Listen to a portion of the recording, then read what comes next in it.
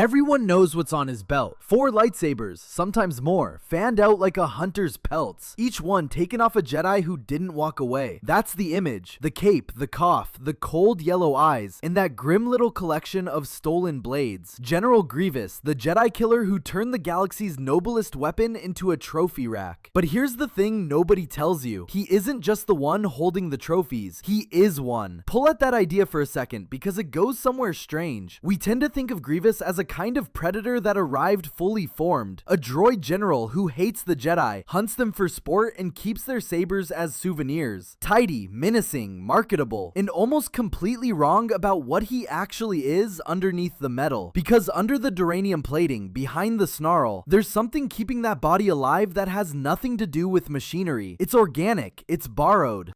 And in the Legends version of this story, the one we're going to dig into, and yes, we'll be honest later about exactly how official it is, it didn't come from Grievous at all.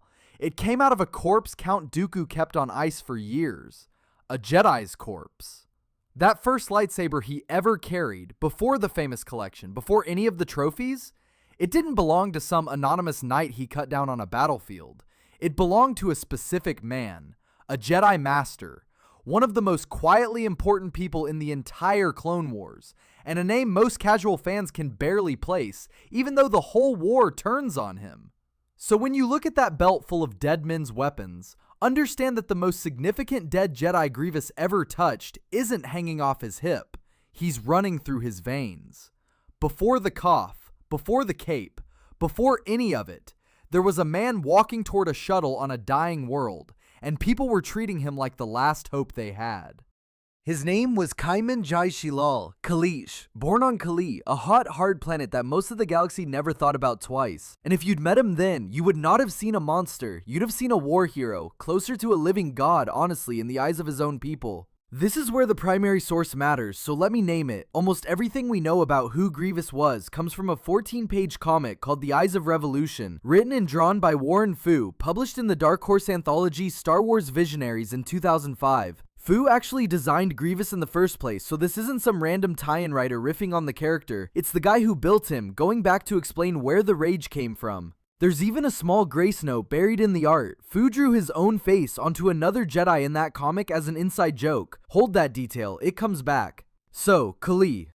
The Kaleesh were locked in a long, brutal war with a neighboring species called the Hook. And they were losing. Worlds burning, people starving, the whole grim arithmetic of a war you can't win. And into that, Sheelal rose. He learned to fight the way desperate people learn anything, fast, and because the alternative is dying. He racked up kills against the Hook in numbers that stopped making sense to the people around him. Where he fought, the Kaleesh stopped losing. That's how a soldier becomes a symbol. Then he became something worse. And I mean that as praise for how good the story is. He loved the woman, Ronderu Lee Kumar, a warrior who could match him blade for blade. The Hook killed her, and the man who had been Qymaen Sheelal took a new name to carry the grief with him into every battle for the rest of his life. Grievous. He named himself after the wound. That's who he was. Not a droid, not a coward.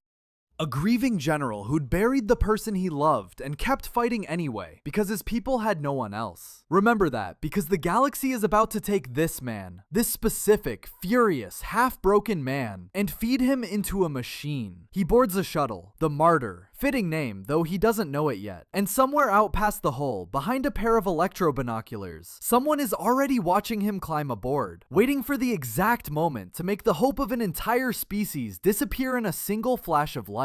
Your accident is almost a blessing. That's what the man tells a creature lying in pieces. And the worst part is, he means it. The line belongs to San Hill, chairman of the intergalactic banking clan, all cheekbones and cold accounting. And in the Legends telling, he's standing over the wreckage of the man he just tried to murder, calling it good fortune. Because from where San Hill sits, it is. Here's what actually happened to that shuttle. The bomb wasn't an accident, obviously. That's the whole grim joke. San Hill, working hand in glove with Count Dooku, had it planted aboard the Martyr. Mid-flight, the device detonated. The watcher with the electro-binoculars saw the whole thing bloom into fire over the water. Sheelal's escape pod punched out of the burning wreck and dropped into the sea below. And that should have been the end of the most feared Kaleesh general who ever lived. A footnote, a body that never surfaced. But the banking clan didn't want him dead. That was never the point. A barge was already moving toward the crash site before the flames were out, and Magna Guards under the cloaked figure's command hauled the legless general out of the water like salvage. Because that's exactly what he was now. Inventory. And then comes the lie that makes the rest of his life run. They tell him the Jedi did this. They take a man who already hates, who spent years hating the Hook for taking everything from him, and they swivel all of that grief and fury toward the one target the Sith need it pointed at. The Republic. The Jedi Order. Dooku will spend the coming years sharpening that hatred like a blade, and Grievous will never once suspect the people lighting the fire are the ones standing next to him. The reconstruction happens on Geonosis. Poggle the Lesser's people, the same insectoid industry that built the droid foundries, take what's left of him and start building outward. His brain goes into a duranium alloy frame. His eyes get cut out and reset behind new optics. And while they're in there, they don't just rebuild him, they edit him. The Geonosian techs trim away memories Dooku finds inconvenient, crank up the parts of his mind that produce rage, and, this is the detail that should make your skin crawl, wire in a kill switch. A literal off button held by Count Dooku himself.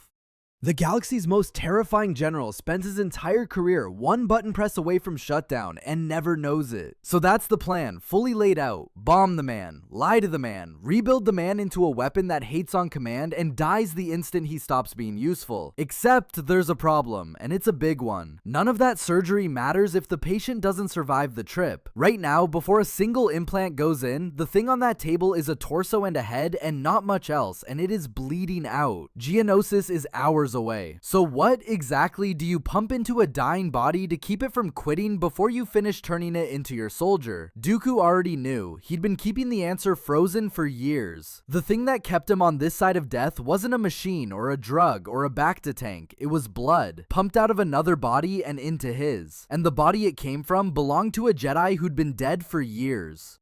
Let me put the source on the table before anything else, because this is the load-bearing fact of the entire video, and I don't want it sitting on a forum rumor. The Wikipedia entry for Sifo-Dyas, drawing on the Legends material, states it almost flatly. Transfusing Sifo-Dyas' blood into the veins of the cyborg Grievous would go on to become Supreme Commander of the Confederacy's droid army. That's not me connecting dots, that's the line, and the Grievous side of it adds the part that turns a creepy detail into the spine of the whole thing. The blood wasn't decorative, it wasn't some dark little ritual flourish. According to the Legends account, Dooku provided blood from the frozen body of Master Sifo-Dyas specifically to keep Grievous alive during the journey to Geonosis, to hold the failing body together long enough to reach the table where the real work would happen. Strip the mysticism away and it's brutally practical. The general was dying in transit.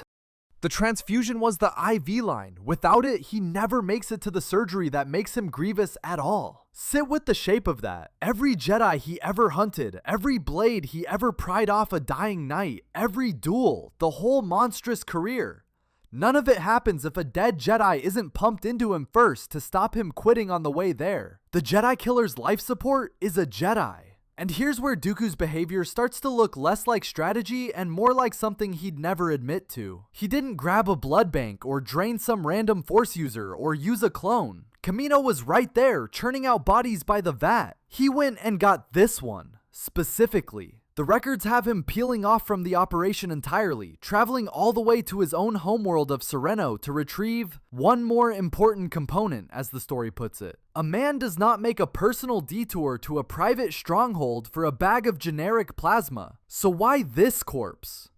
Why does the Sith Lord have a Jedi's body on ice in the first place, years after the man died, preserved, intact enough to harvest, waiting? You don't keep a body that long by accident. You keep it because you can't bring yourself to let it go. Which means to understand the blood inside Grievous, we have to back up and ask a much stranger question. Not what Dooku did to his old friend, why he couldn't stop loving him. Here's a contradiction that should not exist. A Sith Lord, a man who'd burned away every soft thing in himself to earn his place in the dark, could not bring himself to throw throw away a body. He kept it for years, like a man who couldn't admit what he'd done. The body was Sifo-Dyas, and before he was a corpse on a Sith's homeworld, he was Dooku's friend, genuinely. Not an acquaintance, not a rival, one of the people Dooku had actually been close to across decades inside the Jedi Order.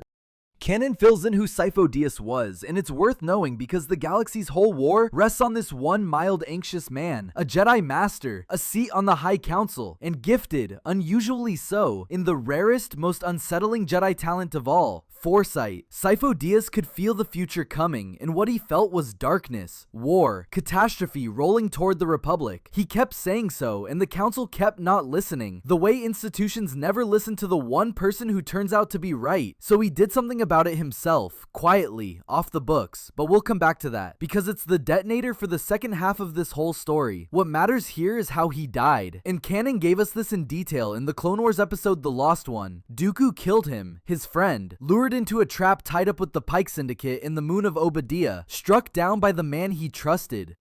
In the Legends framing, this murder is Dooku's test of loyalty, the price Sidious demands to prove the apprentice has truly let go of who he used to be. Kill the person closest to you, sever the last cord to the light, that's the assignment, and Dooku passes it. But passing it and being at peace with it are two different things. Because afterward, Dooku doesn't do what a clean monster would do. He doesn't dispose of the body, he preserves it, the corpse and the man's lightsaber both, sealed in a cryogenic capsule, kept in his stronghold year after year. There are even Legends accounts of him standing over that capsule, talking to it. A Sith Lord keeping his murdered friend on ice, like a man who can't close a door. So now look again at that transfusion. The blood Dooku reaches for to save Grievous isn't convenient, it's the most loaded blood in the galaxy. It comes from the one person he loved enough to keep and killed anyway, which sharpens the real question to a fine point.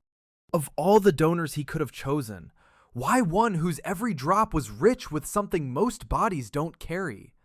Why did it have to be a Jedi? Because Dooku, it turns out, wasn't only trying to keep Grievous breathing. He was trying to build something the galaxy had never seen. Why a Jedi, though? That's the question that should be nagging at you. If all Dooku needed was to keep a body alive in transit, any blood does that. Kamino had millions of healthy clones on tap. So why drag a frozen Jedi across the galaxy for the one thing every field medic carries in a pouch? Because in this universe, not all blood is the same, and Dooku knew exactly what was in this batch. The answer runs through midichlorians, and Legends actually spelled out the mechanism, which most people don't realize. The idea is this: a creature too far gone to save by ordinary medicine, too broken, too close to dead, can sometimes be forced to keep living if you infuse it with blood that's rich in midichlorians. Not healed, forced.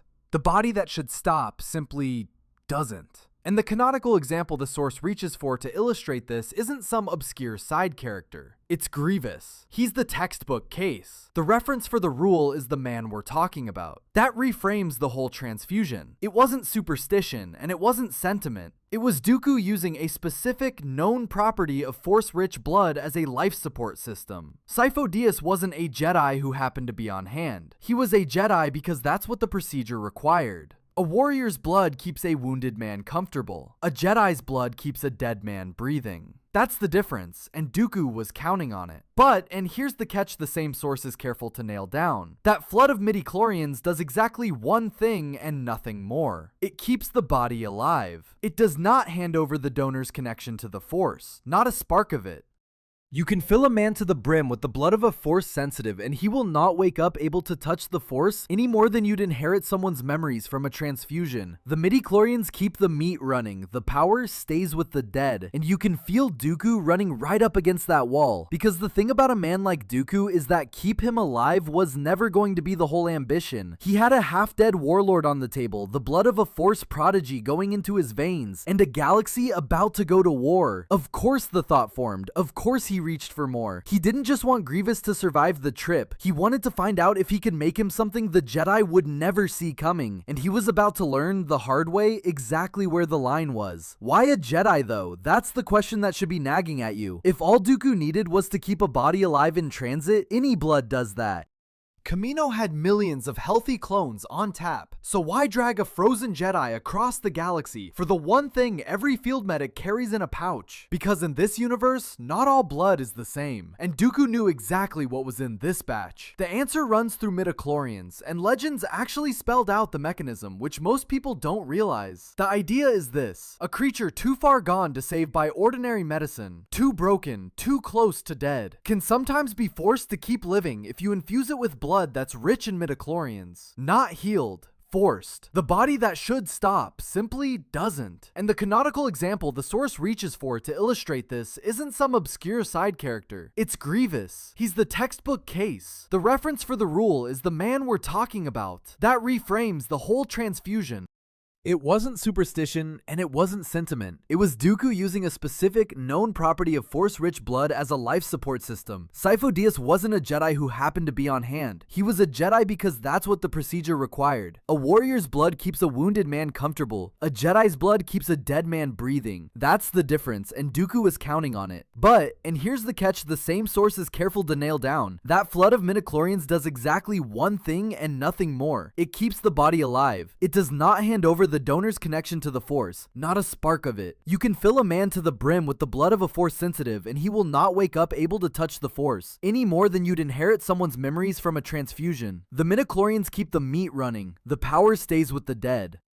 And you can feel Dooku running right up against that wall, because the thing about a man like Dooku is that keep him alive was never going to be the whole ambition. He had a half-dead warlord on the table, the blood of a Force prodigy going into his veins, and a galaxy about to go to war. Of course the thought formed. Of course he reached for more. He didn't just want Grievous to survive the trip. He wanted to find out if he could make him something the Jedi would never see coming. And he was about to learn, the hard way, exactly where the line was. He opens his eyes. New body, new sight cut into his skull by Geonosian hands. And the first thing the galaxy's deadliest Jedi-hunter sees clearly is a Sith Lord holding out a sword. This is the moment in the Eyes of Revolution where Dooku gives him his first lightsaber. And it isn't a fresh blade off a rack. It's Sifo-Dyas' own weapon, the murdered master's saber, pulled out of that same cryo capsule where the body had waited all those years, pressed now into the hands of the thing built from the man's blood. Stop and feel the symmetry, because it's almost too neat to be accidental. The blood of Sifo-Dyas is keeping Grievous's heart beating. The lightsaber of Sifo-Dyas is now riding on Grievous's belt. The dead Jedi is inside him and in his fist. Dooku took one murdered friend and split him in two, circulatory system and weapon, and handed both halves to his new attack dog. And the attack dog has no idea. He just knows he's been given a blade and that he hates the people who carry blades like it. The Wikipedia trail backs the detail, by the way, and even threads it back into modern canon. That first lightsaber got recanonized as an object years later, mentioned in Star Wars Helmet Collection in 2016, though only as a saber Grievous once had.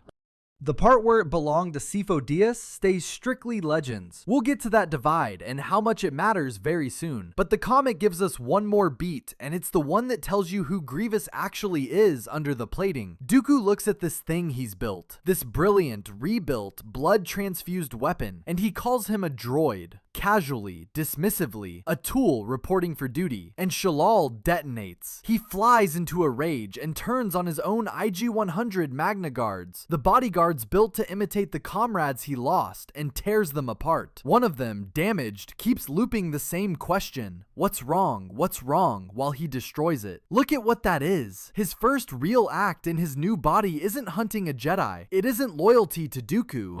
It's a man who's just been told he's a machine, lashing out at the metal copies of the people he loved. Grief wearing the mask of fury, because fury is the only emotion they left switched on when they trimmed his mind. That's the rage that powers the whole career, not evil, loss, weaponized. And the blade he's gripping while he grieves, the first trophy in a collection that'll terrify the galaxy, belongs to the same dead Jedi whose blood is pounding through the chambers of his rebuilt chest. One corpse, his pulse, and his sword. You'd think a single dead man could only ruin a war so many ways. You'd be wrong, because this same Jedi handed the other side its entire army. Now hold both sides of the war up at once, because they meet in the same dead man. We left a thread dangling back when we talked about who Sifo-Dyas was. The off-the-books thing he did because the council wouldn't listen. Here it is.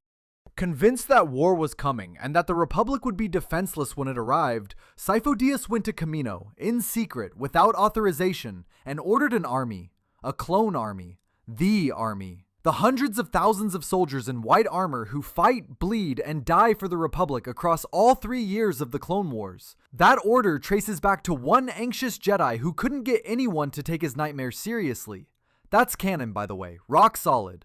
It's the mystery Obi-Wan stumbles into on Kamino in Attack of the Clones. A clone army commissioned a decade earlier by a master the Jedi believed long dead, who placed the order with no council approval at all. Sifo-Dyas built the Grand Army of the Republic. A man almost no one remembers built the most important military force in galactic history, and then got murdered for it. Now set that next to everything we've just walked through. The blood keeping the Separatist top general alive, Sifo-Dyas. The first blade in that general's collection, Sifo-Dyas, the army holding the other line of the same war, also Sifo-Dyas. One corpse, both sides. The clones the Republic sends to die were ordered by him. The cyborg the Separatists send to kill those clones runs on his blood. Every battle of the Clone Wars, in some sense, is Sifo-Dyas' foresight playing out against Sifo-Dyas' foresight. His army against his blood, his good intention against his stolen remains, fighting each other across a galaxy while his name barely surfaces in either camp's records. The man tried to save the Republic from a war. Instead, his dead body became the war, on both fronts at once. And here's the part that tips it from tragic into genuinely cruel. Nobody fighting knows. The clones don't know they exist because of a Jedi the Order wrote off. Grievous doesn't know the blood in his chest and the saber in his hand came from the same source. The Jedi don't know their phantom benefactor is also fueling the monster cutting them down. Sifo-Dyas reached out from beyond a shallow grave and armed everyone, and not one of them ever sends a thought his way. Which raises the only question left worth asking. A dead man doesn't engineer all that by himself. He doesn't murder himself, freeze himself, transfuse himself, arm both armies from the grave. Somebody arranged for one Jedi to die twice useful, and that somebody had been pulling the strings the entire time. So who actually walks away richer when one Jedi dies and keeps paying out for years? Follow the money on this, because the answer isn't Dooku. Dooku just held the knife. The man who profits from all of it is Sidious. Trace it back, and the whole elegant horror of it comes clear. Sifo-Dyas orders the clone army, and Sidious, who'd had a hand in steering that order from the shadows through his agents, lets the Jedi Master live just long enough to place it. Then he has Dooku kill him. Why? Because a dead Sifo-Dyas is more useful than a live one. As long as everyone believes a now deceased Jedi commissioned those clones, nobody goes looking for the Sith fingerprints all over the contract. The corpse becomes the cover story. Canon is explicit about this. Sidious only ever intended to use Sifo-Dyas as a dead end, a name the investigation runs into and stops. The army that will one day execute Order 66 was laundered through a murdered man's reputation. And the blood, the cyborg, the whole Grievous project, that's the same logic running a second time. Sidious saw the potential in a Kaleesh warlord, fed him to Dooku, let Dooku do the sentimental, messy, personal part with his frozen friend's body. Sidious doesn't get his hands dirty. He lets other people's grief and ambition do the work, and he collects. Here's the detail that makes it almost funny in the blackest possible way. Dooku thinks he's a player.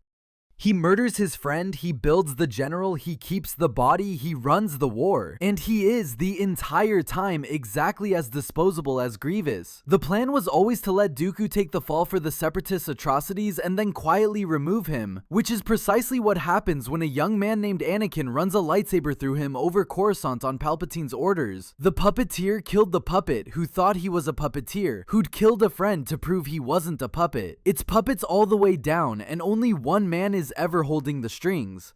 So that's the real architecture under everything we've traced. Not a dead Jedi powers a villain, a Sith Lord who turned one murdered prophet into a renewable resource, cover story for an army, life support for a general, and a loyalty test that bound his apprentice to him in blood. Sifo-Dyas died once and got spent 4 or 5 times. It's a beautiful piece of villainy. It really is.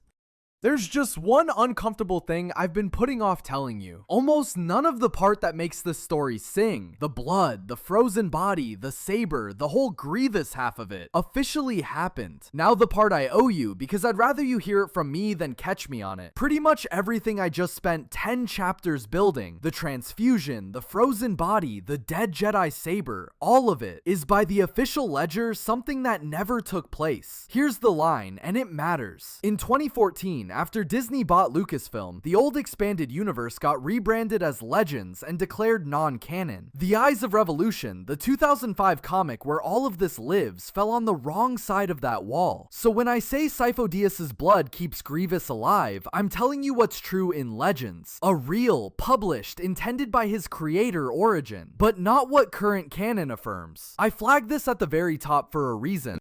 It's the load-bearing honesty of the whole video. And canon didn't just stay quiet on the blood. It actively went a different direction with who Grievous even is. The Disney-era version, shaped largely by Dave Filoni, leaves the origin deliberately murky and leans towards something almost more disturbing than the Legends tragedy. In this telling, nobody necessarily forced Grievous into that body. He may have chosen it. The suggestion is that the Jedi rejected him. That a warrior who burned with envy of their power decided if he couldn't have the Force, he'd rebuild himself into something that could kill the people who did. Volunteered for the knives. The Clone Wars episode Lair of Grievous plants this right in his own castle. Statues showing his body converting to machine piece by piece, stage by stage. Like a man documenting an ambition rather than recovering from an accident.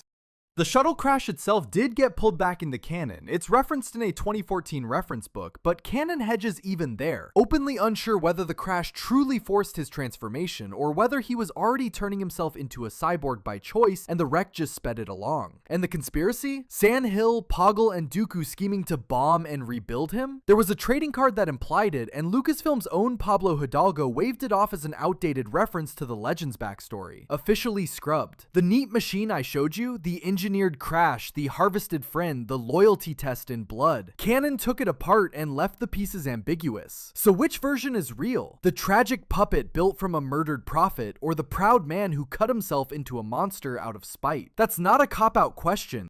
There's an actual answer to how Star Wars wants you to hold two contradicting origins at once, and the person who gave it was George Lucas himself. Many of the truths we cling to depend greatly on our own point of view. Obi-Wan says it to Luke, and it's usually trotted out to excuse a lie about a dead father. But it turns out it's also, almost word for word, how the people who make Star Wars decided to handle the two Grievouses. When Lair of Grievous came out, the episode with those self-modification statues, the official commentary around it didn't pretend the old comic never existed. The take in spirit was this. If you like the Legends version, where Dooku shot him down and rebuilt him, that story still lives. And what you're seeing in the castle is just Grievous reinventing his own past, telling himself a prouder story than the truth. And if you never liked the expanded universe origin, then here's a new one. A warrior whose hunger for power made him choose the knife.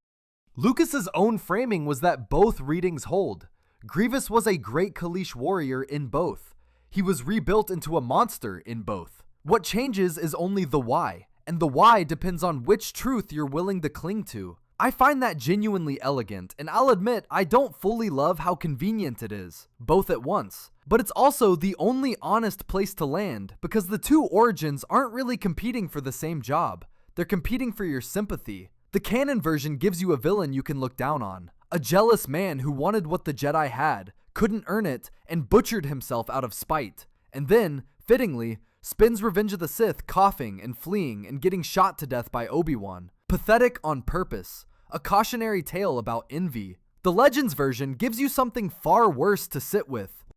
A grieving general who already lost the woman he loved got blown out of the sky by the very people who'd then lie to him about who did it, had his mind edited and his memories trimmed and a kill switch wired into his skull, and was kept breathing by the stolen blood of a murdered man he'd never meet. That Grievous isn't beneath you. That Grievous is a victim wearing a monster's armor, and the tragedy is that he never once gets to know it. And once you let that second version in, even for a minute, even knowing it's non-canon, something shifts. Because if it's true, then every single duel he ever fought means something it didn't mean before. Every Jedi he cut down, every blade he added to that belt, he did it with a Jedi's blood beating in his chest and a Jedi's lightsaber in his hand. He was never just hunting them, he was carrying one of them the whole time. So look at him one more time and look at what's actually swinging that blade.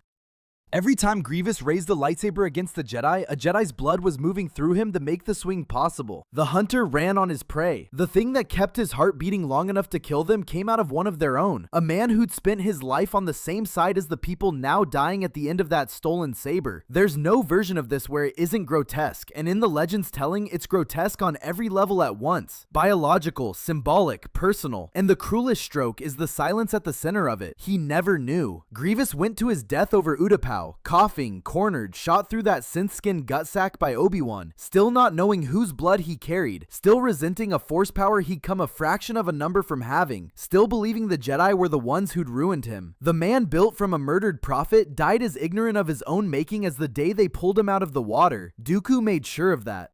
They trimmed the memories. They left the rage. They never told him he was a reliquary.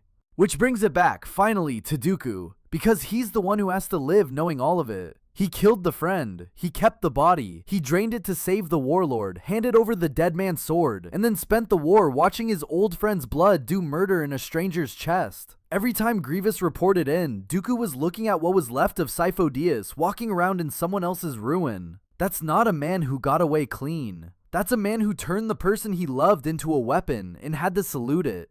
The galaxy remembers Grievous for the trophies, the 4 sabers, the cape, the cough, the cowardice in the films. That's the surface, and the surface is canon, and the surface is fine. But underneath it, in a 14-page comic most people never read, in a continuity the official story walked away from, there's a quieter, darker truth that I can't quite shake.